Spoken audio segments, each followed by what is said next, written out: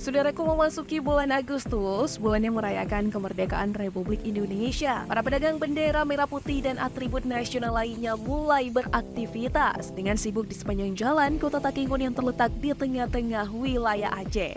Pada paruh kedua pekan pertama Agustus, terlihat geliat para penjual atribut kemerdekaan dan bendera yang semakin meningkat.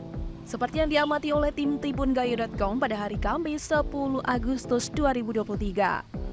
Beragam jenis atribut serta variasi bendera ditawarkan oleh para pedagang ini sesuai dengan semangat merayakan dan memperingati Hari Kemerdekaan. Rentang harga berbagai jenis bendera juga memiliki variasi, mulai dari Rp25.000 hingga ratusan ribu rupiah. Untuk bendera-bendera yang lazim digunakan oleh masyarakat untuk ditempatkan di depan rumah, harganya hanya sekitar Rp30.000.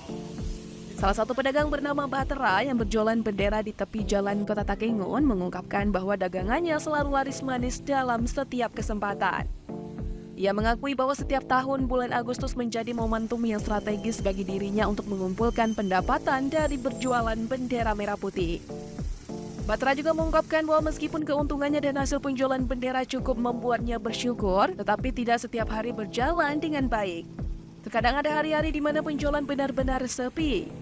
Namun semangat kemerdekaan tetap membara di hati para pedagang ini mendorong mereka untuk terus berupaya menjual atribut nasional dan berharap bahwa di setiap bulan Agustus masyarakat akan dengan antusias merayakan Hari Kemerdekaan. Ternyata bendera-bendera yang dijual oleh para pedagang ini adalah hasil jahitan dan karya tangan mereka sendiri. Setelah bendera-bendera tersebut selesai dibuat, baru kemudian mereka memajang dan menjualnya di tempat-tempat biasa mereka berjualan.